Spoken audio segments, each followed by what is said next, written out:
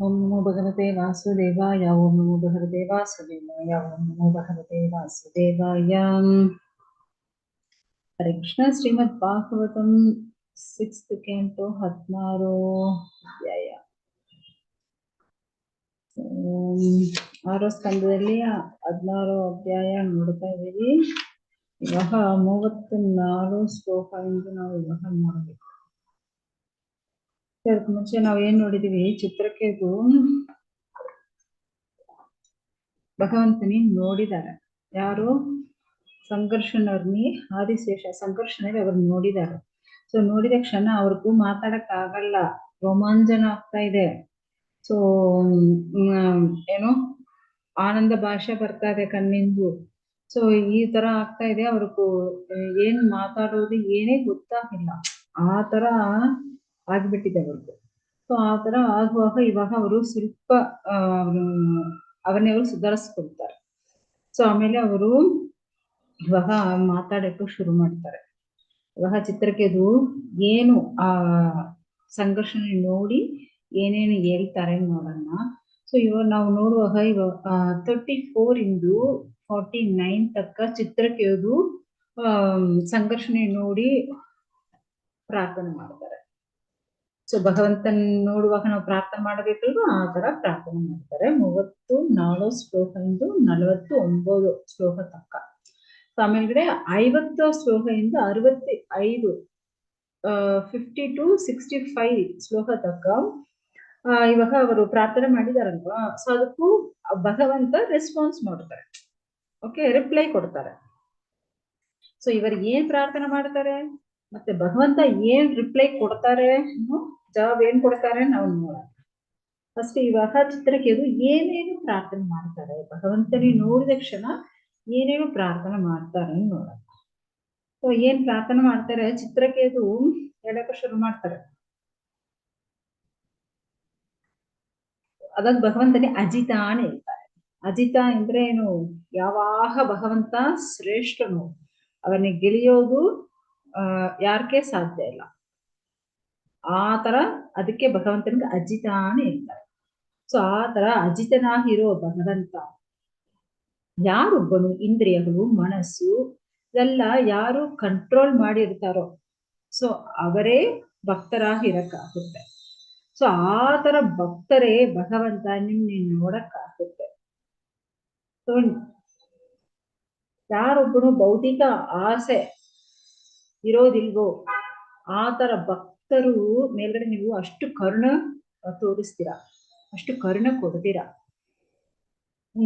ನಿಮ್ದು ಅಕಾರಣವಾಗಿರುವ ಕರುಣೆಯಿಂದ ನಾವು ಅಷ್ಟು ಒಂದು ಸಂತೋಷ ಆಗಿದ್ವಿ. ಸೊ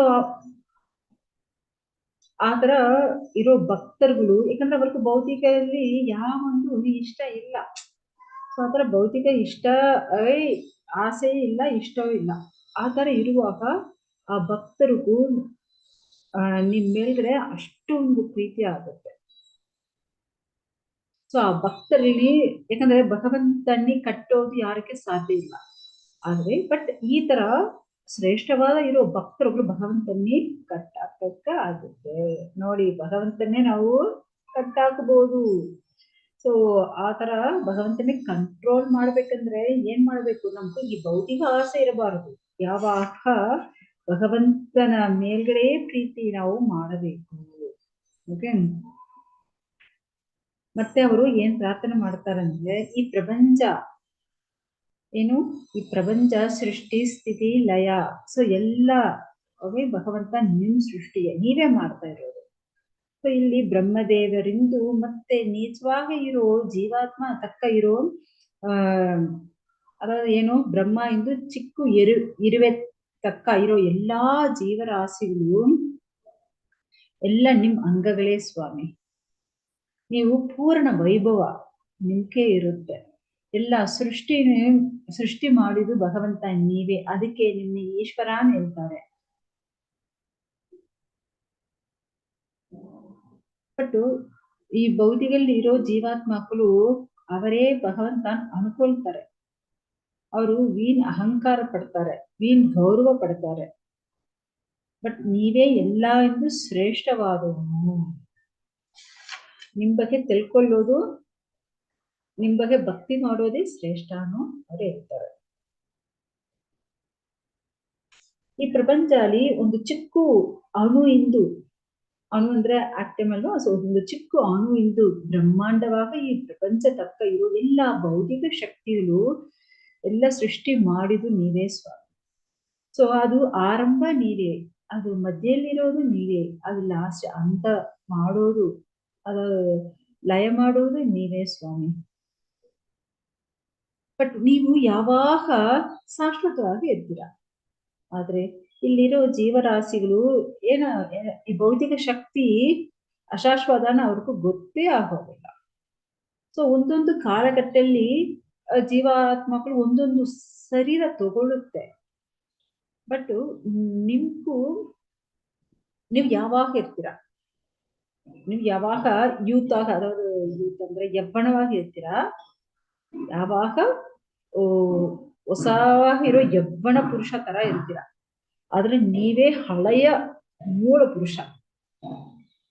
ಯವ್ವನವಾಗಿರ್ತೀರ ಆದ್ರೆ ನೀವೇ ಹಳೆಯೋರು, ಮೂಲ ಪುರುಷರು ಇರ್ತಾರೆ. ಅದೇ ಇಲ್ಲಿ ಬಂದು ನೀವು ನಿತ್ಯಮಾನವರು, ನಿತ್ಯವಾಗಿರೋರು, ಆನಂದವಾಗಿರೋರು, ಅಷ್ಟು ಪೂರ್ಣ ಜ್ಞಾನವಾಗಿರೋರು ಭಗವಂತ ನೀವೇ.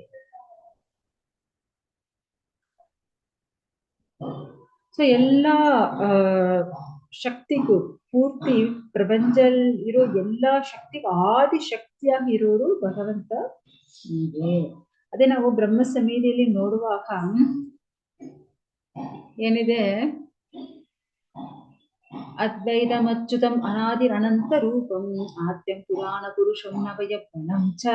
ನವಯವ್ವನಂ ಭಗವಂತ ಯಾವ ತರ ಇರ್ತಾರೆ, ನವಯವ್ವನವಾಗಿ ಇರ್ತಾರಂತೆ. ಆದ್ರೆ ನವಯವ್ವನವಾಗಿ ಇರ್ತಾರೆ, ಆದ್ರೆ ನೀವೇ ಹಳೆಯೋರು. ವೇದೇಶು ದುರ್ಲಭಂ ಅದುರ್ಲಭಂ ಆತ್ಮಭಕ್ತೌ ಗೋವಿಂದಮಾದಿ ಪುರುಷಂ ತಮಹಂ ಭಜಾಮಿ. ಸೊ ಎಕ್ಸಾಂಪಲ್, ಇವಾಗ ಒಂದು ನಿಂಬೆ ಹಣ್ಣು, ಒಂದು ಲೆಮನ್, ನಿಂಬೆ ಹಣ್ಣು. ಸೊ ಆ ಮರದಿಂದು, ನಿಂಬೆ ಮರದಿಂದು ಅಷ್ಟು ನಮಗೂ ಸಿಟ್ರಿಕ್ ಅಮಿಲ ಸಿಕ್ಕುತ್ತೆ, ಟನ್ನಾಗಿ ನಮಗೂ ಸಿಟ್ರಿಕ್ ಅಮಿಲ ಸಿಕ್ಕುತ್ತೆ. ಬಟ್ ಅದು ಒಳಗಡೆ ಆ ಅನಿಲ ಕೊಟ್ಟಿರೋ ಶಕ್ತಿ ಭಗವಂತ ನೀವೇ. ಇವಾಗ ಕೆಲವ್ರಿಗೂ ಕಣ್ಣಿರುತ್ತೆ, ಆದ್ರೆ ಕಣ್ಣಿಂದ ನೋಡೋ ಶಕ್ತಿ ಇರಲ್ಲ. ಕೆಲವ್ರಿಗೆ ಕಿವಿ ಇರುತ್ತೆ, ಕಿವಿ ಕೇಳೋ ಶಕ್ತಿ ಇರಲ್ಲ. ಸೊ ಆತರ ಒಂದೊಂದಕ್ಕೂ ಶಕ್ತಿ ಕೊಡೋರು ಭಗವಂತ ನೀವೇ. ಆ ದೇವೋತ್ತಮ ಪರಮ ಪುರುಷರೇ ನೀವೇ. ಯಾಕಂದ್ರೆ ಇಲ್ಲಿ ಬಂದು ನಾವು ಈ ರಸಾಯನಗಳನ್ನು ಹೇಳ್ತಿದಾರಲ್ವಾ, ಸೈಂಟಿಸ್ಟ್ ರಸಾಯನಗಳು, ಆತರ ಒಂದೊಂದು ಮೂಲವಾಗಿರೋದು, ಎಲ್ಲ ರಸಾಯನವಾಗಿ ಇರೋದು, ಆ ರಾಸಾಯನಿಕ ಶಕ್ತಿ ಕೊಡೋದು ಭಗವಂತ ನೀವೇ ನೋಡಿ. ಒಂದು ಮರಕ್ಕೂ ಶಕ್ತಿ ಕೊಡೋದು ನೀವೇ, ಒಂದು ರಸಾಯನವಾಗಿ ಇರೋದು ನೀವೇ, ಎಲ್ಲ ಕಾರಣಕ್ಕೂ ಪೂರ್ಣ ಕಾರಣ ಭಗವಂತ ನೀವೇ.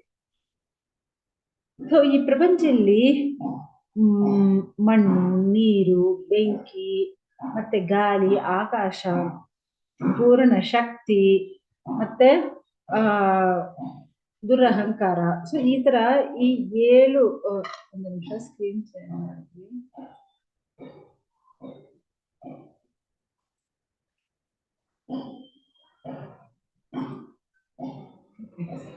ಸೊ ಈ ತರ 7 ಲೇಯರ್ಸ್ ನಾವು ನಮ್ ಅಂಡ ಒಳಗೆ 7 ಒಂದೊಂದು ನೋಡಿ, ಈ ಅಂಡಮ್ ಇದೆ ಅಲ್ವಾ, ಈ ಅಂಡಮ್ ಮೇಲ್ಗಡೆ ಒಂದೊಂದು ಲೇಯರ್ಸ್. ಇವಾಗ ಒಂದು ಕೋಕೋನಟ್, ತೆಂಗಿನಕಾಯಿ ತಗೊಳ್ಳಿ, ಒಂದು ಗ್ರೀನ್ ಆಗಿರೋ ತೆಂಗಿನಕಾಯಿ, ಮತ್ತೆ ಅದ್ರ ಮೇಲ್ಗಡೆ ಏನು ಗ್ರೀನ್ ಆಗಿರುತ್ತೆ, ಅದು ಒಳಗಡೆ ವೈಟ್ ಕಲರ್ ನಾರು ತರ ಇರುತ್ತೆ, ಅದು ಒಳಗಡೆ ಏನಿರುತ್ತೆ, ಸೊ ಒಂದು ಏನು ಬಾಲ್ ತರ ಅದು ಇದಿರುತ್ತೆ. ಸೊ ತೆಂಗಿನಕಾಯಿ ಓಡನೆ, ಸೊ ಅದಿರುತ್ತೆ, ಅದು ಒಳಗಡೆ ತೆಂಗಿನಕಾಯಿ ಇರುತ್ತೆ, ಅದು ಒಳಗಡೆ ನೀರಿರುತ್ತೆ. ಸೊ ಎಷ್ಟು ಲೇಯರ್ಸ್, ಒಂದು ತೆಂಗಿನಕಾಯಿ ತಗೊಂಡಿದ್ರೆ ಎಷ್ಟು ಲೇಯರ್ಸ್, ಒಳಗಡೆ ಒಳಗಡೆ ಒಳಗಡೆ ಒಳಗಡೆ ನೀರಿರುತ್ತೆ. ಸೊ ಆ ತರ ಈ ಅಂಡಮ್ ಒಳಗಡೆ ಇರುತ್ತೆ. ಸೊ ಈ ಅಂಡಮ್ ಮೇಲ್ಗಡೆ 7 ಲೇಯರ್ಸ್ ಇರುತ್ತೆ. ಇವಾಗ ಅದಾದ ಒಂದೊಂದು 10 ಟೈಮ್ಸ್ ದೊಡ್ಡ. ಇವಾಗ ಭೂಮಿ. ಸೊ ಭೂಮಿ ಲೇಯರ್ ಇರುತ್ತೆ. ಭೂಮಿ ಒಂದು 10 ಮಡಂಗು ದೊಡ್ಡದು. ಓಕೆ, ಬಟ್ ಅದು ನಾವು ಕೌಂಟಿಂಗ್ ಮಾಡಬೇಕಂದ್ರೆ ಇಟ್ಸ್ ಬಿಲಿಯನ್, ಟ್ರಿಲಿಯನ್ ಆ ತರ ಬರುತ್ತೆ. ಒಂದು ನಿಮಿಷ ರೀ. ಇದು ಡಾಕ್ಯುಮೆಂಟ್, ಕಾಸ್ಮಾಲಜಿ ಡಾಕ್ಯುಮೆಂಟ್ ಏನ್ ಕೊಟ್ಟಿದ್ದಾರೆ, ಒಂದೊಂದು ಲೇಯರ್ಸ್ ಎಷ್ಟು ದೊಡ್ಡದನ್ನು ಕೊಟ್ಟಿದ್ದಾರೆ.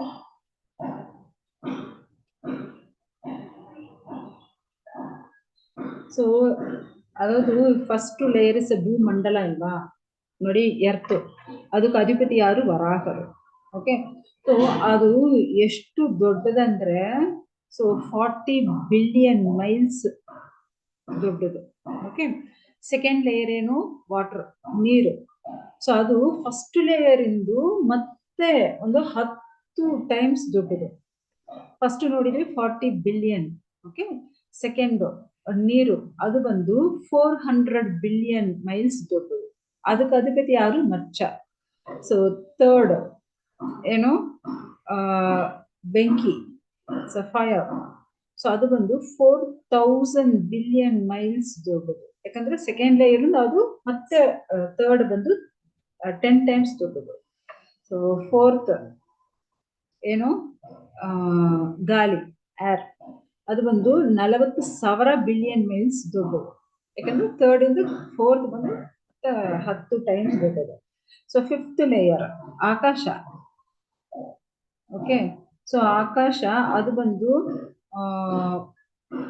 4 ಲಕ್ಷ ಬಿಲಿಯನ್ ಮೈಲ್ಸ್ ದೊಡ್ಡದು. Okay, fourth layer 40 billion miles ದೊಡ್ಡದು. ಅದಿಂದ ಅದು ಬಂದು ಮತ್ತೆ ಒಂದು 0 ಆಡ್ ಮಾಡ್ಕೊಂಡೇ ಹೋಗಿ, ಅವಾಗ ಅದು 4 ಲಕ್ಷ ಬಿಲಿಯನ್ ಮೈಲ್ಸ್ ದೊಡ್ಡದು. So next sixth layer.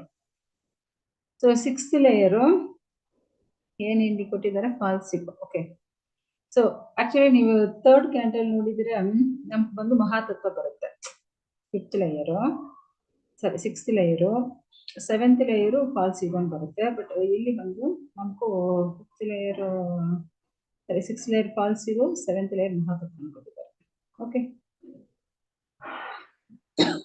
So ಇಲ್ಲಿ ಒಂದು ಅದು ಬಂದು ಎಷ್ಟಾಗುತ್ತೆ? 40 ಲಕ್ಷ ಬಿಲಿಯನ್ ಮೈಲ್ಸ್ ದೊಡ್ಡದು.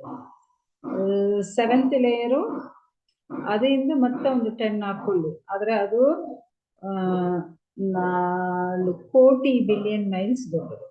ಓಕೆ, ಆಕ್ಚುಲಿ ಇಲ್ಲಿ ನೋಡಿದ್ರೆ ನಮಗೂ sixth layer and seventh layer ಸ್ವಲ್ಪ ಚೇಂಜ್ ಆಗಿರುತ್ತೆ. ನಮ್ದು ಥರ್ಡ್ ಕ್ಯಾಂಟಲ್ಲಿ ಮಹಾತತ್ವ ಸಿಕ್ಸ್ತ್ ಲೇಯರ್, ಸೆವೆಂತ್ ಲೇಯರು ಫಾಲ್ಸಿಬನ್ ಬರುತ್ತೆ, ಅಹಂಕಾರ ಬರುತ್ತೆ. ಇಲ್ಲಿ ಬಂದು ಓಕೆ, ಏನೋ ಒಂದು ಪೂರ್ತಿ ಇವಾಗ ನೋಡಿ ಎಲ್ಲ ಏನು ಎಷ್ಟು ಎಲ್ಲ ಫಸ್ಟ್ ಇಂದ ಸೆಕೆಂಡ್ 10 ಟೈಮ್ಸ್ ದೊಡ್ಡದು, ಸೆಕೆಂಡ್ ಇಂದ ಥರ್ಡ್ 10 ಟೈಮ್ಸ್ ದೊಡ್ಡದು, ಥರ್ಡ್ ಇಂದ ಫೋರ್ತ್ 10 ಟೈಮ್ಸ್ ದೊಡ್ಡದು. ಆ ಥರ ಎಲ್ಲವೇ 10 ಮಡಂಗು 10 ಟೈಮ್ಸ್ ದೊಡ್ಡದಾಗಿ ಇರುತ್ತೆ. ಓಕೆ, ಸೊ ಈ ತರ ಈ ಪ್ರಪಂಚ ಪೂರ್ಣ ಸೃಷ್ಟಿ ಆಗ್ಲಿ, ಚಿಕ್ಕ ಅಣು ಇಂದು ಇರೋ ಎಲ್ಲವೇ ಸೃಷ್ಟಿ ಮಾಡಿ ಭಗವಂತನಿಗೆ. ಅದಕ್ಕೆ ನೀವು ಅನಂತರ್ನು ಹೇಳ್ತಾರೆ, ಅನಂತರ್ನು ಹೇಳ್ತಾರೆ. ಯಾಕಂದ್ರೆ ಭಗವಂತನಿಗೂ ಅನ್ಲಿಮಿಟೆಡ್ ಆಗ ಇರುತ್ತಾರೆ.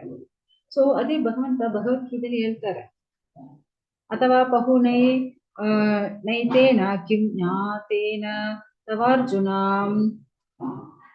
ವಿಷ್ಟಯಾಹಂ ಇದಂ ಕೃಷ್ಣಂ ಏಕಾಂಚೇನ ಸ್ಥಿತೋ ಜಗತ್. ಏ ಅರ್ಜುನ, ಈ ತರ ನಿಮ್ಮ ಹತ್ರ ಈ ಸೈನ್ಸ್ ಬಗ್ಗೆ ಹೇಳಕ್ಕೆ ಏನಿದೆ?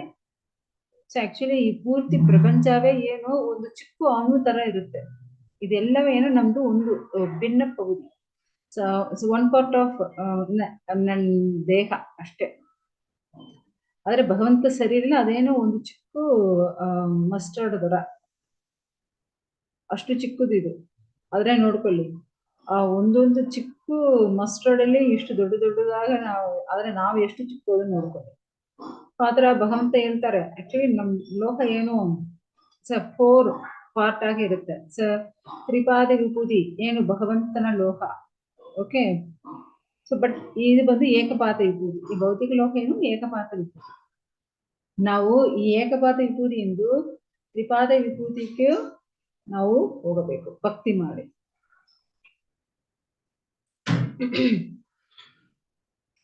ಮತ್ತೆ ಅವರು ಏನೇನು ಪ್ರಾರ್ಥನೆ ಮಾಡ್ತಾರೆ ನೋಡೋಣ. ಓ ಭಗವಂತ, ನೀವೇ ದೇವೋತ್ತಮ ಪರಮ ಪುರುಷ. ಈ ತರ ಯಾರೊಬ್ಬನು ಇಂದ್ರಿಯ ಸುಖ ಅನುಭವಿಸಬೇಕು ಅನ್ಕೊಳ್ತಾರೋ ಅವರು ನಿಮ್ಮ ಹತ್ರ ಬರೋದಿಲ್ಲ, ದೇವರುಗಳ ಹತ್ರ ಹೋಗ್ತಾರೆ, ದೇವರುಗಳಲ್ಲಿ ಪೂಜೆ ಮಾಡ್ತಾರೆ. ಸೊ ಈ ತರ ಯಾರು ಬುದ್ಧಿ ಇಲ್ವೋ ಆ ತರ ಇರೋ ಮನುಷ್ಯರೇ ಈ ತರ ಮೃಗ ತರ ನಡ್ಕೊಳ್ತಾರೆ. ಸೊ ನಮಗೂ ಆಧ್ಯಾತ್ಮಿಕವಾಗ ಆಗಲಿ ಇಲ್ಲಂದ್ರೆ ಭೌತಿಕವಾಗಿರ್ಲಿ ಏನ್ ಬೇಕೋ ಅದು ಎಲ್ಲವೇ ನಾವು ಯಾರ ಹತ್ರ ಕೇಳಬೇಕು? ಭಗವಂತ ಹತ್ರ ಕೇಳಬೇಕು. ಆದ್ರೆ ಬುದ್ಧಿ ಇಲ್ಲದವರು ಏನ್ ಮಾಡ್ತಾರೆ? ಮಿಡಗ ತರ ಅವರು ಈ ತರ ದೇವರುಗಳ ಹತ್ರ ಹೋಗಿ ಕೇಳ್ತಾರೆ. ಸೊ ಆ ದೇವರುಗಳೇ ಯಾರು ಅವರೆಲ್ಲ. ಸೊ ಆ ದೇವರುಗಳು ಯಾರು? ಅವರೆಲ್ಲ ಒಂದು ಚಿಕ್ಕ ಇರುವೆ ತರ. ಸೊ ಈ ಪೂರ್ತಿ ಪ್ರಪಂಚ ನಾಶ ಆಗುವಾಗ ಅದು ನಾಶ ಆಗುತ್ತೆ. ಇವಾಗ ರಾಜನಕ್ಕೂ ಏನೋ ಒಂದು ರಾಜ ಪದವಿ ಹೋಯ್ತಂದ್ರೆ ಏನಾಗುತ್ತೆ ಅಷ್ಟೇ. ಅವನ್ ಏನೇನು ರಾಜ ಅಲ್ಲ ಬೇಡ, ಇವಾಗ ಇದು ನೋಡಿ ಏನು ಪಾಲಿಟಿಕ್ಸ್ ಅಲ್ಲಿ. ಸೊ ಇವಾಗ ಯಾರು ರಾಜ್ಯಕ್ಕೆ ಇರ್ತಾರೋ ಅವ್ರು ಏನೇನು ಒಳ್ಳೆ ಡಿಸಿಷನ್ ಎಲ್ಲ ತಗೊಂಡ್ ಬರ್ತಾರೋ ಅದೇ ನೆಕ್ಸ್ಟ್ ಪಾಲಿಟಿಕ್ಸ್ ನೆಕ್ಸ್ಟ್ ಅವರು ರಾಜ್ಯಕ್ಕೆ ಬರುವಾಗ ಏನ್ ಮಾಡ್ತಾರೆ? ಇವರು ಏನೇನು ಮಾಡಿದಾರೋ ಅದೆಲ್ಲ ಅವರು ಕ್ಯಾನ್ಸಲ್ ಮಾಡ್ತಾರೆ.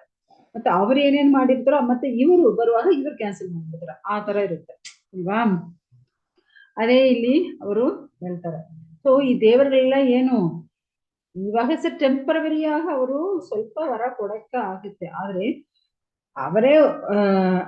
ಅವರೇ ಹೋಗ್ಬಿಡ್ತಾರೆ. ಬಟ್ ಅವ್ರನ್ನೆಲ್ಲ ಸೃಷ್ಟಿ ಮಾಡಿದ್ವಿ ನೀವೇ, ಅವ್ರನ್ನ ನಾಶ ಮಾಡೋದೇ ನೀವೇ. ಸೊ ಆ ತರ ಎಲ್ಲಾ ಪೂರ್ಣ ಶಕ್ತಿ ಭಗವಂತ ನಿಮ್ಮ ಹತ್ರ ಇದೆ.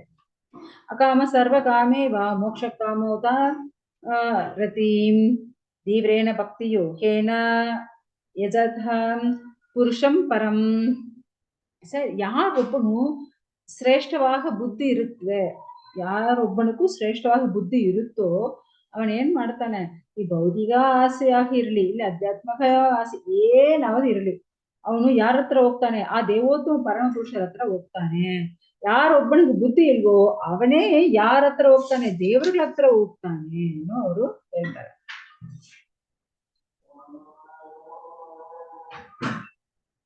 ಓ ದೇವೋತ್ತಮ ಪರಮ ಪುರುಷ, ಈ ತರ ಇಂದ್ರಿಯಲ್ಲಿ ಭೌತಿಕ ಆಸೆ ಇರೋರು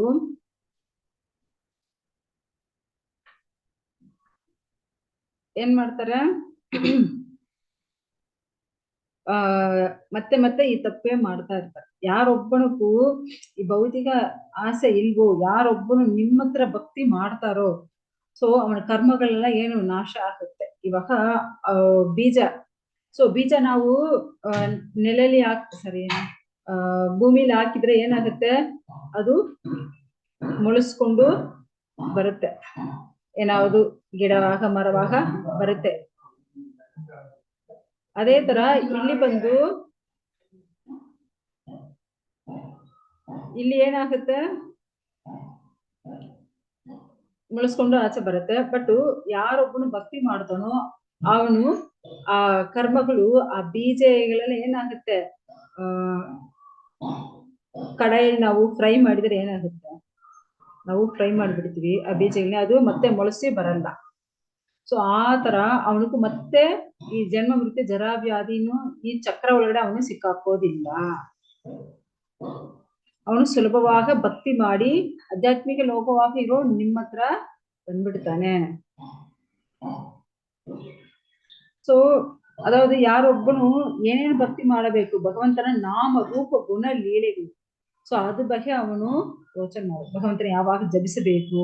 ಅದೇ ಭಗವಂತ ಭಗವದ್ಗೀತೆಯಲ್ಲಿ ಹೇಳ್ತಾರಲ್ವಾ, ಜನ್ಮ ಕರ್ಮಚ ಮೇದಿವ್ಯಂ ಏವಂ ಯೋ ವೇತಿ ತದೇಹಂ ಪುನರ್ಜನ್ಮ ನೈತಿ ಮಮ್ ಏತಿ. ಸೊ ಅರ್ಜುನ, ಸೊ ಭಗವಂತನ ಹುಟ್ಟೋದು, ಅವರು ಲೀಲೆ ಮಾಡೋದು, ಅವರು ಏನೇನು ಮಾಡ್ತಾರ, ಅವ್ರು ಹೇಳೋದು ಎಲ್ಲ ಅಷ್ಟು ಶ್ರೇಷ್ಠವಾದದು. ಸೊ ಯಾರೊಬ್ಬನು ಇದು ತಿಳ್ಕೊಳ್ತಾನ, ಅವನು ಮತ್ತೆ ಈ ಭೌತಿಕ ಲೋಕದಲ್ಲಿ ಹುಟ್ಟೋದಿಲ್ಲ. ತೆಕ್ತ ದೇಹಂ ಪುನರ್ಜನ್ಮ ನೈತಿ. ಸೊ ಅವನು ಮತ್ತೆ ಈ ಭೌತಿಕ ಲೋಕದಲ್ಲಿ ಹುಟ್ಟೋದೇ ಇಲ್ಲ. ಸೊ ನಾವು ಭಗವಂತ ಅಷ್ಟು ಶ್ರೇಷ್ಠನು ತಿಳ್ಕೋಬೇಕು. ಓ ಅಜಿತನೇ, ಸೊ ಇಲ್ಲಿ ಬಂದು, ಯಾಕಂದ್ರೆ ಭಗವಂತನೇ ಶ್ರೇಷ್ಠ. ಸೊ ಅವರಿಂದ ದೊಡ್ಡೋರು ಯಾರೇ ಇಲ್ಲ, ಅವ್ರ ಈಕ್ವಲು ಯಾರೇ ಇಲ್ಲ, ಅವರ ದೊಡ್ಡೋರು ಯಾರಿಲ್ಲ. ಅದಕ್ಕೆ ಇಲ್ಲಿ ಓ ಅಜಿತನೇ, ನಿಮ್ ಕಮಲದ ಹೂ ತರ ಇರೋ ನಿಮ್ ಪಾದದಲ್ಲಿ ನಾವು ಶರಣಾಗ್ತೀವಿ. ಸೊ ಯಾರೊಬ್ಬನು ಈ ತರ ಶರಣಾಗ್ತಾರೋ, ಭಾಗವತ ಧರ್ಮ ಫಾಲೋ ಮಾಡ್ತಾರೋ, ಸೊ ಅವರೆಲ್ಲ ಏನು, ಅವರೆಲ್ಲ ಈ ಭೌತಿಕ ಇಂದು ತಿಳಿದು ಬಿಡ್ತಾರೆ. ಯಾಕಂದ್ರೆ ಅವನೆಲ್ಲ ಮತ್ತೆ ಈ ಭೌತಿಕಲ್ಲಿ ಸಿಕ್ಕಾಕೊಳ್ಳೋದಿಲ್ಲ. ಈ ಭೌತಿಕದಿಂದ ಅವನು ಬಿಡುಗಡೆ ಆಗ್ತಾನೆ. ಯಾಕಂದ್ರೆ ನಿಮ್ ಭಕ್ತರು ಯಾರು, ಈ ಸನತ್ ಕುಮಾರರು. ಯಾಕಂದ್ರೆ ಅವರು ನೋಡುವಾಗ ಇಲ್ಲಿ ಸನತ್ ಕುಮಾರಗಳ ಮತ್ತೆ ನಿತ್ಯ ಸೂರಿಗಳು ಅವ್ರ ಜೊತೆ ಇದ್ರಲ್ವಾ, ಅದೇ ಅವರು ಹೇಳ್ತಾ ಇದ್ದಾರೆ. ಸೊ ನಿತ್ಯ ಸೂರಿಗಳು ಈ ಸನತ್ ಕುಮಾರರುಗಳು ಇರ್ತಾರೆ. ಸೊ ಅವರೆಲ್ಲ ನಿಮ್ಗೂ ಯಾವಾಗ ಭಕ್ತಿ ಮಾಡ್ಕೊಂಡು ನಿಮ್ಮ ಹತ್ರವೇ ಇರ್ತಾರೆ ಅವರು. ಯಾಕಂದ್ರೆ ಅವರ ಹತ್ರ ಎಲ್ಲ ಭೌತಿಕ ಕಳಂಕಗಳೇ ಇರಲ್ಲ. ಅವರೆಲ್ಲ ಯಾವಾಗ ನಿಮ್ ಕಮಲದ ಹೂ ತರ ಇರೋ ನಿಮ್ ಪಾದದಲ್ಲಿ ಯಾವಾಗ ಭಾಗವತ ಧರ್ಮನಿ ಫಾಲೋ ಮಾಡ್ಕೊಂಡೇ ಇರ್ತಾರೆ. ಸೊ ಅದಕ್ಕೆ ನಾವು ಈ ಭೌತಿಕಲ್ಲಿ ಯಾವೊಂದು ಆಸೆ ಇರಬಾರದು. ನಮಗೂ ಇರೋ ಒಂದೇ ಗೋಲ್, ಒಂದೇ ಆಸೆ ಏನು, ಆ ದೇವೋತ್ತಮ ಪರಮ ಪುರುಷರ ಹತ್ರ ನಾವು ಹೋಗಬೇಕು. ಅದ ಬಿಟ್ಟು ಮತ್ತೆ ನಾವು ಯಾವೊಂದು ಆಸೆ ಇಟ್ಕೋಬಾರದು. ಸೊ ಈ ಭಾಗವತ ಧರ್ಮ ಬಿಟ್ಟು ಮತ್ತೆ ಎಲ್ಲ ಸಮಯ ಕೆಲಸಗಳು ಏನೇನು ಅದೆಲ್ಲ ಏನು ನಮಗೂ ಪ್ರಾಬ್ಲಮೇ ಕೊಡುತ್ತೆ. ಯಾಕಂದ್ರೆ ಅದೆಲ್ಲ ನಮಗೂ ಭೌತಿಕಲ್ಲಿ ಪುಣ್ಯ ಕೊಟ್ಬಿಡುತ್ತೆ. ಮತ್ತೆ ಕೆಲವರು ಏನ್ ಮಾಡ್ತಾರೆ, ಅನಾಥ ಆಶ್ರಮಕ್ಕೂ ದುಡ್ಡು ಕೊಡ್ತಾರೆ. ಸೊ ಮತ್ತೆ ಏನು ಓಲ್ಡ್ ಏಜ್ ಹೋಮ್ಗೂ ದುಡ್ಡು ಕೊಡೋದು, ಮತ್ತೆ ಏನೇನು ಕೆಲಸ ಮಾಡ್ತಾರದಲ್ಕ ಅದನ್ನ ಅವ್ರಿಗೂ ಪುಣ್ಯ ಕೊಡುತ್ತೆ. ಸೊ ಆ ಪುಣ್ಯದಿಂದ ಅವ್ರು ಎಲ್ಲಿ ಹೋಗ್ತಾರೆ, ಮತ್ತೆ ಸ್ವರ್ಗ ಹೋಗೋದು, ಮತ್ತೆ ಈ ಭೌತಿಕ ಲೋಕಕ್ಕೂ ಬರೋದು, ಈ ಭೂಮಿಗೆ ಬರೋದು. ಸೊ ಈ ತರ ಸಿಕ್ಕಾಕೊಳ್ತಾರೆ. ಸೊ ಭಾಗವತ ಧರ್ಮ ನಾವು ಫಾಲೋ ಮಾಡಬೇಕು. ಭಕ್ತಿ ಬಿಟ್ಟು ಮತ್ತೆ ಏನೇ ಮಾಡೋದಿಲ್ಲ. ಯಾಕಂದ್ರೆ ಎಲ್ಲ ನಾವು ಕೃಷ್ಣಗೂ ಅರ್ಪಣೆ ಮಾಡಬೇಕು. ಸೊ ಇದೆಲ್ಲವೇ ಕೃಷ್ಣನ ಸೊತ್ತು. ನಾವೇನ್ ಮಾಡ್ತೇವೆ, ಕೃಷ್ಣ ನಿಮ್ಗೇನ ಅರ್ಪಣೆ ಮಾಡ್ತೀವಿ, ನಮ್ಗೆ ಏನೇ ಬೇಕಾಗಿಲ್ಲ. ಆತರ ಎಲ್ಲ ನಾವು ಕೃಷ್ಣನಿಗೆ ಒಪ್ಪಿಸ್ಬೇಕು. ಸೊ ಆತರ ಒಪ್ಪಿಸುವಾಗ ಏನಾಗುತ್ತೆ, ಅವನು ಯಾವೊಂದು ಕಷ್ಟ ಬರಲ್ಲ, ಮತ್ತೆ ಈ ಭೌತಿಕ ಲೋಕದಲ್ಲಿ ಅವನು ಸಿಕ್ಕಾಕೋದಿಲ್ಲ.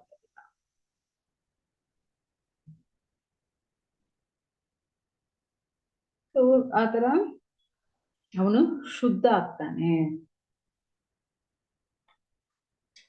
ಸೊ ಮತ್ತೆ ಆತರ ನಾವು ಮಾಡಿಲ್ಲ ಅಂದ್ರೆ ಏನಾಗುತ್ತೆ, ಓ ನೋಡಿ ಅವರು ಈ ತರ ಪುಣ್ಯ ಮಾಡ್ತಾರೆ, ಅವರು ಏನು 100 ಜನಕ್ಕೂ ಅವರ ಬರ್ತ್ಡೇ ದಿನ ಜನ್ಮದಿನಕ್ಕೂ 100 ಜನಕ್ಕೂ ಊಟ ಕೊಟ್ಟಿದ್ದಾರೆ. ಓ ಇವಾಗ ನಮ್ ಜನ್ಮದಿನಕ್ಕೂ ನಾವು 1000 ಜನಕ್ಕೂ ಊಟ ಕೊಡೋಣ, 10,000 ಜನಕ್ಕೂ ಊಟ ಕೊಡೋಣ. ಸೊ ಈ ತರ ಏನ್ ಮಾಡ್ತಾರೆ ಅವರು, ಯಾರೆಲ್ಲ ಶ್ರೀಮಂತರಾಗಿರ್ತಾರೋ ಅವರು ಈ ತರ ಅಸೂಯೆಯಿಂದ ಏನು ಅವರು ಕೆಲಸ ಮಾಡ್ತಾರೆ. ಅದೆಲ್ಲ ಏನಾಗುತ್ತೆ, ಅದೆಲ್ಲ ಅವ್ರಿಗೂ ಪುಣ್ಯಕರ್ಮ ಆಗುತ್ತೆ. ಮತ್ತೆ ಮತ್ತೆ ಅವರು ಈ ಭೌತಿಕಲ್ಲಿ ಸಿಕ್ಕಾಕೊಂಡು ಅವಶ್ಯಕತೆ ಅವ್ರಿಗೂ ಆಗುತ್ತೆ. ಸೊ ಈ ತರ ಕೆಲಸ ಮಾಡುವಾಗ, ಪುಣ್ಯ ಕೆಲಸ ಮಾಡುವಾಗ ಏನಾಗುತ್ತೆ, ಅಸೂಯೆ ಜಾಸ್ತಿ ಆಗುತ್ತೆ. ಅವ್ರು ಈ ತರ ಮಾಡಿದ್ರೆ ನಾವು ಈ ತರ ಮಾಡ್ಬೇಕು, ನಮ್ಮಿಂದ ಮತ್ತೆ ಯಾರಾದ್ರು ಮಾಡಿದ್ರೆ ಮತ್ತೆ ಅವರಿಂದ ನಾವು ಇನ್ನೂ ಹೆಚ್ಚಾಗಿ ಏನಾದ್ರು ಮಾಡ್ಬೇಕು. ಸೊ ಈ ತರ ಎಲ್ಲ ಮಾಡ್ಬಿಡ್ತಾರೆ ಅವರು. ಮತ್ತೆ ಈ ಅಸೂಯೆಯಿಂದ ಅವರು ಬಿಡುಗಡೆ ಆಗೋದೇ ಬಗ್ಗೆ ಅವರು ಯೋಚನೆ ಮಾಡೋದಿಲ್ಲ. ಅವ್ರಿಗೂ ಈ ಭೌತಿಕದಲ್ಲಿ ಸಿಕ್ಕಾಕೊಂಡಿದೀವಿ ಆ ಭಯವೂ ಇಲ್ಲ. ಯಾಕಂದ್ರೆ ಅಷ್ಟು ಜ್ಞಾನವೇ ಇದೆ ಅವ್ರಿಗೆ ಫಸ್ಟು. ಯಾಕಂದ್ರೆ ಅವರು ಈ ಬಾಹ್ಯ ಧರ್ಮ ಫಾಲೋ ಮಾಡೋದೇ ಇಲ್ಲ. ಆಕ್ಚುಲಿ ನಿಜವಾಗ ನಾವು ನಮ್ಗೂ ಬೇಕಾಗಿರೋದು ಏನು, ನಾವು ಎಲ್ಲಿ ಹೋಗಬೇಕು, ಈ ಅಸೂಯೆಗೆ ಕಾರಣ ಏನು, ಈ ಅಸೂಯಲ್ಲಿ ನಾವು ಸಿಕ್ಕಾಕೊಂಡಿದ್ವಿ, ಇದು ನಮ್ಗೆ ಏನೇನು ಕಷ್ಟ ಕೊಡುತ್ತೆ, ಸೊ ನಮ್ಗೂ ಕೋಪ ಬರೋದ ಕಾರಣ ಏನು ಅಂತ ನಮ್ಗೆ ಗೊತ್ತಾಗೋದೇ ಇಲ್ಲ ಸ್ವಾಮಿ. ಯಾರೊಬ್ಬನು ಭಕ್ತಿ ಮಾಡ್ತಾನೋ ಅವನಿಗೊಬ್ಬನಿಗೆ ಗೊತ್ತಾಗುತ್ತೆ. ಕೆಲವರು ಈ ಬಲಿ ಎಲ್ಲ ಕೊಡ್ತಾರಲ್ವಾ, ಬಲಿ ಕೊಡ್ತಾರೆ. ಸೊ ನೀವು ನೋಡಿದ್ರೆ ಅವನು ಬಂದು ಏನೋ ಒಂದು ಮೇಕೆ ಬಲಿ ಕೊಟ್ಟು ಆ ತಾಯಿಗೆ ಪೂಜೆ ಮಾಡಿದ್ದಾನೆ. ನಾವು 10 ಮೇಕೆ ಬಲಿ ಕೊಟ್ಟು ಅವನು ಪೂಜೆ ಮಾಡಿದ. ನಾವು ಮತ್ತೆ ಒಂದು 20 ಪೂಜೆ ಮಾಡ್ತೀವಿ. ಈ ತರ ಎಲ್ಲ ಅವರು ಮಾಡಿ ಇದನ್ನ ಅಧರ್ಮನ ಅವ್ರಿಗೆ ಗೊತ್ತೇ ಆಗೋದಿಲ್ಲ. ಅವರು ಒಂದು ಏನು ಸ್ಟೇಟಸ್ ಇಟ್ಕೊಂಡು ಈ ತರ ಎಲ್ಲ ಆಕ್ಚುಲಿ ಇದು ಅಧರ್ಮನ ಗೊತ್ತಾಗೋದಿಲ್ಲ. ಭಕ್ತಿ ಅನ್ನೋ ದಾರಿಯಲ್ಲಿ ಈ ತರ ಎಲ್ಲ ಕೆಲವರು ಇರ್ತಾರೆ. ಸೊ ಅವರೆಲ್ಲ ಯಾವಾಗ ಅಹಂಕಾರದಿಂದ ಈ ತರ ಇರ್ತಾರೆ ಅವರು. ಆ ಕಾಮ ಕ್ರೋಧದಿಂದ ಅಹಂಕಾರದಿಂದ ಈ ತರ ಅವರು ಕೆಲಸ ಮಾಡ್ತಾರೆ. ಅದೆಲ್ಲ ಅವರು ಅಧರ್ಮನೇ ಗೊತ್ತಾಗೋದಿಲ್ಲ. ಆದ್ರೆ ಭಗವಂತ ಭಾಗವತ ಧರ್ಮ ಪ್ರಕಾರ ನಿಮ್ಗೂ ಭಕ್ತಿ ಮಾಡುವುದೇ ಶ್ರೇಷ್ಠ. ಸೊ ಭಗವಂತ ನೀವು ಈ ಭಗವದ್ಗೀತೆ ಆಗಲಿ ಶ್ರೀಮದ್ ಭಾಗವತಂ ಆಗಲಿ, ಸೊ ಅದು ಎಲ್ಲರೂ ಏನ್ ಹೇಳಿದಿರಾ, ವರ್ಣಾಶ್ರಮ ಧರ್ಮಗಳು ಪರ್ಫೆಕ್ಟ್ ಆಗಿ ನೀವು ಫಾಲೋ ಮಾಡಬೇಕು ಅಂತ ಹೇಳಿದಿರಾ. ಸೊ ಆತರ ಉಪದೇಶ ಮಾಡಿದಿರ. ಸೊ ಅದೇ ಶ್ರೇಷ್ಠವಾದ ಲಕ್ಷ್ಯ ಅಂತ ಹೇಳಿದಿರ ಮನುಷ್ಯರು. ಬಟ್ ಅದು ಬಗ್ಗೆ ಯಾರು ಫಾಲೋ ಮಾಡ್ತಾರೆ? ನೀವು ಈ ಭೌತಿಕ ಲೋಕಲ್ಲಿ ಒಂದೇ ಜಾಗದಲ್ಲಿರೋ ಜೀವರಾಶಿ ಇಂದು ಓಡಾಡೋ ಜೀವರಾಶಿ ತಕ್ಕ ಎಲ್ಲರೂ ಸಮವಾಗ ನೋಡ್ತಾ ಇದ್ರ. ಸೊ ಆತರ ನೋಡುವಾಗ ಈ ತರ ಬಲಿ ಕೊಡೋದು ಅದು ಭಗವಂತನ ಒಂದು ಜೀವರಾಶಿ ಅಲ್ವಾ? ಅದು ಭಗವಂತನ, ಯಾಕಂದ್ರೆ ಭಗವಂತನೇ ಎಲ್ಲಾ ಜೀವರಾಶಿಗೂ ತಂದೆ. ಸೊ ಆ ತರ ಇರುವಾಗ ನಾವು ಒಂದು ಜೀವರಾಶಿನಿ ನೋವಿಸಿದ್ರೆ ಅದು ಭಗವಂತನ ನೋವಿಸೋ ತರ ಅಲ್ವಾ ಆಗುತ್ತೆ ಅಲ್ವಾ? ಯಾಕಂದ್ರೆ ಭಗವಂತನೇ ಹೇಳಿದ್ದಾರೆ ನೋಡಿ. ಸೊ ಓಡೋಡೋದು ಒಂದೇ ಜಾಗದಲ್ಲಿರೋದು ಎಲ್ಲವೇ ಭಗವಂತನ ಮಕ್ಕಳೇ. ಎಲ್ಲಾ ಜೀವರಾಶಿ ಭಗವಂತ ಸಮವಾಗ ನೋಡ್ತಾರೆ. ಭಗವಂತನಕ್ಕೂ ಇದು ಹೆಚ್ಚು ಇದು ಕಡಿಮೆ ಏನು ಯಾವೊಂದು ಅದು ತಮಿಳು ಹೇಳ್ತಾರೆ ಉಯರ್ವು ತಾಳ್ವು. ಸೊ ದೊಡ್ಡದು ಚಿಕ್ಕೋದು ಈ ತರ ಇದು ಶ್ರೇಷ್ಠ ಇದು ಏನೇ ಇಲ್ಲ, ಆ ತರ ಎಲ್ಲ ಯಾವೊಂದು ಪಾರ್ಶಾಲಿಟಿ ನೋಡೋದಿಲ್ಲ. ಭಗವಂತ ಎಲ್ಲರೂ ಈಕ್ವಲ್ ಆಗ ನೋಡ್ತಾರೆ. ಎಲ್ಲಾ ಜೀವರಾಶಿನಿ ಈಕ್ವಲ್ ಆಗ ನೋಡ್ತಾರೆ, ಸಮವಾಗ ನೋಡ್ತಾರೆ. ಸೊ ಅದೇ ತರ ನಾವು ನೋಡಬೇಕು. ಸೊ ಆ ತರ ಯಾರೆಲ್ಲ ಶ್ರೇಷ್ಠರು ಅವ್ರನ್ನೇ ಆರ್ಯರು ಅಂತಾರೆ. ಸೊ ಆ ತರ ಆರ್ಯರುಗಳು ಭಗವಂತನಿ ಭಕ್ತಿ ಮಾಡ್ತಾರೆ. ಈ ತರ ಈ ಭಾಗವತ ಧರ್ಮನಿ ಫಾಲೋ ಮಾಡ್ತಾರೆ. ಯಾಕಂದ್ರೆ ನಾವು ನೋಡಿದ್ರೆ ಭಗವದ್ಗೀತೆ ಆಗಲಿ, ಭಾಗವತಮಾಗಲಿ, ಪುರಾಣಗಳಾಗಲಿ, ವೇದ ಸೂತ್ರಗಳಾಗಲಿ ಎಲ್ಲರೂ ಭಗವಂತ ಏನ್ ಕೊಟ್ಟಿದ್ದಾರೆ, ಎಲ್ಲಾ ಜೀವರಾಶಿಗೂ ನಾನೇ ತಂದೆ ಅಂತ ಹೇಳಿದ್ದಾರೆ. ಎಲ್ಲಾ ಜೀವರಾಶಿ ನಾವು ಸಮವಾಗ ನೋಡಬೇಕು ಅಂತ ಹೇಳಿದ್ದಾರೆ. ಸೊ ಆ ತರ ನಾವು ಇರಬೇಕು ಅಂತ ಹೇಳ್ತಾರೆ. ಓ ಭಗವಂತ, ನಿಮ್ ದರ್ಶನ ನೋಡಿದ ಕ್ಷಣ ಈ ಭೌತಿಕ ಕಳಂಗ ಇಂದು ನಾವು ಬಿಡುಗಡೆ ಆಗಿದ್ದೀನಿ ಸ್ವಾಮಿ. ಸೊ ನಿಮ್ ನೋಡಿದ ಕ್ಷಣ ಎಷ್ಟು ಒಂದು ನಿಮ್ ದರ್ಶನ ಸಿಕ್ಕಿದ ಆ ಕ್ಷಣ ನಮ್ಮ ಹತ್ರ ಇರೋ ಎಲ್ಲ ಕಲ್ಮಶಗಳು ಹೋಗ್ಬಿಡುತ್ತೆ. ಸೊ ಯಾರೊಬ್ಬನು ಈ ತರ ಭಗವಂತ ನಿಮ್ ನಾಮನಿ ಜಪಿಸ್ತಾರೋ ಅವರು ಸಂಡಾಳ ಕುಲದಲ್ಲಿ ಇರ್ಲಿ, ಯಾವ ಕುಲವಾಗಿ ಇರ್ಲಿ, ಅವನು ಈ ಭೌತಿಕ ಕಳಂಗ ಇಂದು ಬಿಡುಗಡೆ ಆಗ್ತಾನೆ.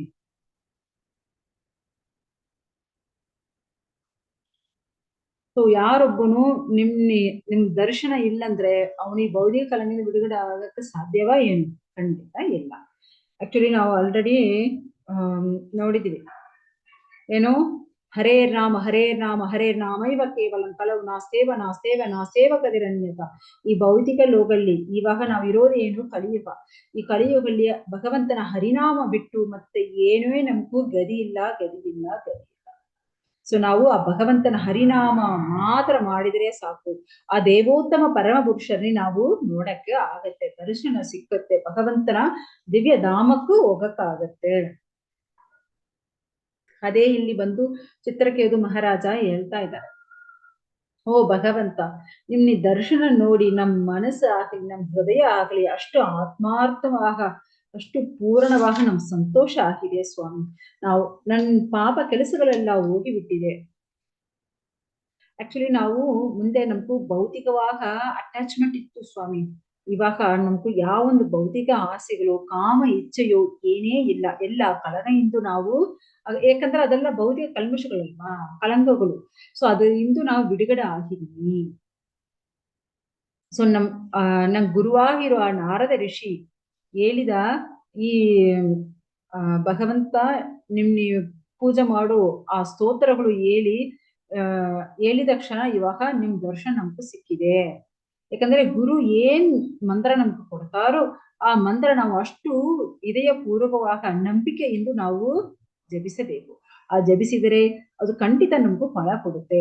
ಅದು ಅದೇ ಇಲ್ಲಿ ಹೇಳ್ತಾ ಇದ್ದಾರೆ, ನನ್ ಗುರುವಾಗಿರುವ ನಾರದ ಮುನಿ ನಮ್ಗೂ ಅಷ್ಟು ಒಂದು ಪ್ರೀತಿಯಿಂದ ನಮ್ಗೂ ಈ ಸ್ತೋತ್ರಗಳು ಕೊಟ್ಟಿದ್ದಾರೆ. ಸೊ ಅದು ಹೇಳಿದ ಕ್ಷಣ ಇವಾಗ ಭಗವಂತ ನಿಮ್ ದರ್ಶನ ನಮ್ಗೂ ಸಿಕ್ಕಿದೆ, ನಾವು ಎಷ್ಟು ಒಂದು ಭಾಗ್ಯವಂತ ಅವರು ಹೇಳ್ತಾರೆ.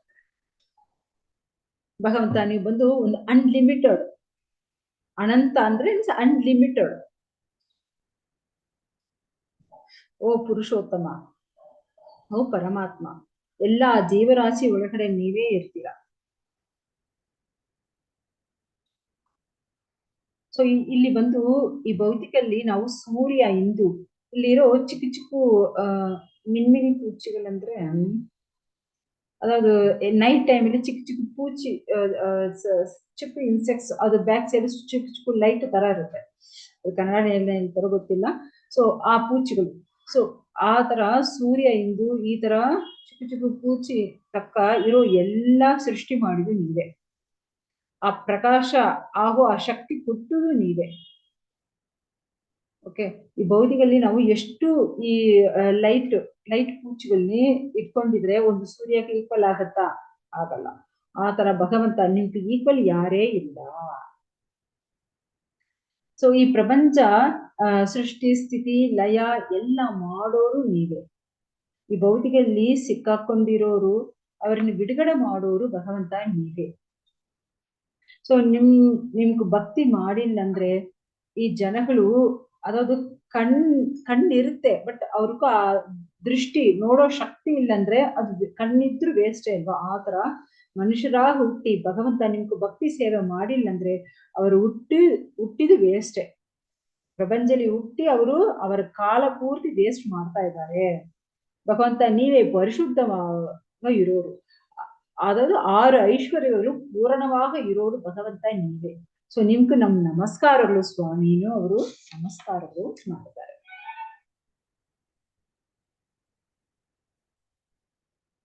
ಸೊ ನಿಮ್ ಅನುಗ್ರಹ ಇರೋದಿಂದು ಬ್ರಹ್ಮದೇವರಾಗಲಿ ಇಂದ್ರ ಆಗಲಿ ಪ್ರಪಂಚದಲ್ಲಿ ಇರೋ ಎಲ್ಲಾ ನಿರ್ವಾಹಿಗಳು ಎಲ್ಲ ಏನು ನಿಮ್ ಶಕ್ತಿಯಿಂದೇ ಅವ್ರಿಗೂ ಸ್ವಲ್ಪ ಶಕ್ತಿ ಯಾವುದು ಅವ್ರಿಗೂ ಸಿಕ್ಕಿದೆ.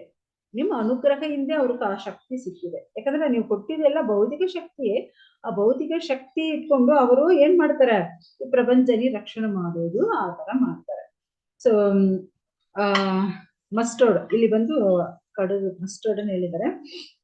ಏನು ಈ ಪ್ರಪಂಚ ಒಂದೊಂದು ಚಿಕ್ಕ ಮಸ್ಟರ್ಡ್ ತರ. ಯಾಕಂದ್ರೆ ನೀವ್ ಅನಂತರಲ್ವಾ, ಈ ಇಷ್ಟು ದೊಡ್ಡ ಅಂಡ. ಯಾಕಂದ್ರೆ ಇವಾಗ ನಾವು ಅಂಡದ ಒಂದೊಂದು ಲೇಯರ್ಸ್ ಎಷ್ಟು ದೊಡ್ಡದು, ಎಷ್ಟು ಅಗಲ ನೋಡಿದ್ವಿ ಅದನ್ನ ನೀರ ಅಲ್ಲ, ಅಗಲ. ಸೊ ಆ ಅಗಲ ಸೈಜೇ ನಾವು ಇವಾಗ ನೋಡಿದ್ವಿ. ಅಷ್ಟು ದೊಡ್ಡ ಅಂಡ ಭಗವಂತನ ಆದಿಶೇಷನ್ ತಲೆ ಮೇಲೆ ಒಂದು ಚಿಕ್ಕ ಮಸ್ಟರ್ಡ್ ತರ ಅಂತೆ. ಆದ್ರೆ ನೋಡ್ಕೊಳ್ಳಿ, ಅವ್ರಿಗೂ ಥೌಸಂಡ್ಸ್ ಹೆಡ್ ಅಲ್ಲಿ ಅದು ಒಂದು ಚಿಕ್ಕ ಮಸ್ಟರ್ಡ್ ತರ ಇರುತ್ತಂತೆ ಅವ್ರ ತಲೆಯಲ್ಲಿ. ಅವ್ರಿಗೆ ಅದು ಅಷ್ಟು ಸುಲಭವಾಗಿರುತ್ತೆ. ನಿಮ್ 1000 ತಲೆ ಮೇಲ್ಗಡೆ ಅದು ಒಂದು ಮಸ್ಟರ್ಡ್ ತರ ಇರುತ್ತೆ ಅನ್ನೋ ಅವರು ಹೇಳ್ತಾರೆ. ಸೊ ಈ ತರ ಭಗವಂತನ್ನೇ ಅವರು ಏನ್ ಮಾಡ್ತಾರೆ, ಹೊಗಳುತ್ತಾ ಇದ್ದಾರೆ. ಚಿತ್ರಕೇತು ಮಹಾರಾಜು ಭಗವಂತನ ನೋಡಿದ ಕ್ಷಣ, ಅನಂತ ಶೇಷನ್ ನೋಡಿದ ಕ್ಷಣ ಈ ತರ ಅವರು ಹೊಗಳುತ್ತಾ ಇರ್ತಾರೆ. ಸೊ ಶುಕದೇವ ಗೋಸ್ವಾಮಿ ಇದೇ ಪರೀಕ್ಷಿತ್ ಮಹಾರಾಜು ಹೇಳ್ತಾರೆ, ಈ ತರ ಆ ದೇವೋತ್ತಮ ಪರಮ ಪುರುಷ ಅನಂತ ದೇವರನಿ ಇವಾಗ ವಿದ್ಯಾಧರ ಲೋಕಕ್ಕೆ ಹೋಗಿದಾರಲ್ವಾ ಚಿತ್ರಕೇತು ಮಹಾರಾಜು, ಈ ತರ ಸ್ತೋತ್ರಗಳು ಮಾಡಿ ಅವ್ರನ್ನೇ ಖುಷಿ ಪಡ್ತಾ ಇದ್ದಾರೆ. ಸೊ ಅಷ್ಟು ಒಂದು ಸಂತೋಷವಾಗಿ ಅವರು ಹೃದಯ ಪೂರ್ವಕವಾಗಿ ಅವರು ಭಗವಂತ ಅನಂತರನಿ ಹೊಗಳುತ್ತಾ ಇದ್ದಾರೆ. ಇವಾಗ ಭಗವಂತ ಅನಂತರಕ್ಕೂ ಏನ್ ಹೇಳ್ತಾರೆ ಅದ್ರ ಬಗ್ಗೆ ಇವಾಗ ನೋಡೋಣ. ಒಂದು ನಿಮಿಷ.